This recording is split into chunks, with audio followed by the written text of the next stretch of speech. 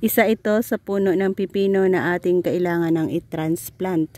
Dahil sa inilagay lang natin ito sa plastic bag, black plastic na pot. So mayroon tayong 1, 2, 3, 4, 5, 6 na plastic pot na kailangan i-transplant na. Dahil makikita na natin na medyo yan, malaki na sila.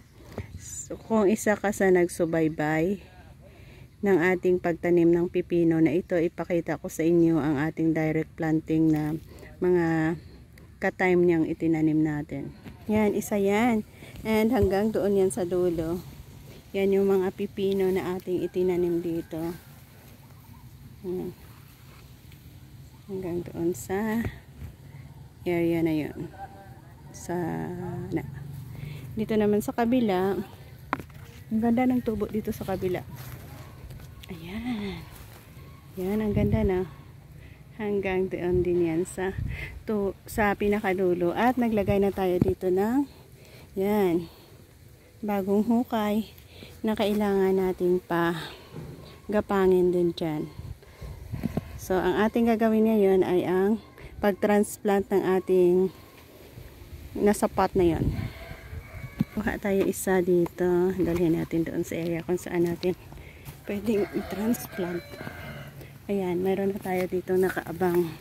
So, 6 din ito sa 2. Bali, 6. Mabilis lang ito. Madali. Tanggalin natin dyan and then i-replant. Yan, i-push mo lang yan ang butas na yan and makuha mo na lahat ng soil, pati yung puno niya. Yan, kay ganda din naman. And to-transplant natin dito. Kasabay na yung mga lupa niya para hindi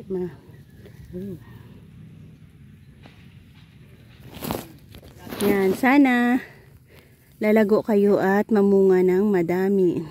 So bless this plant na bago nating itinanim. Aasa tayo dito na makapag-harvest tayo ng madami at makakain ng magagandang bunga niya. So ganyan, naka-easy natin i-transplant ang ating pipino. I-update ko naman kayo kung ano ang lagay ng kanyang pagtubo. Thank you and God bless.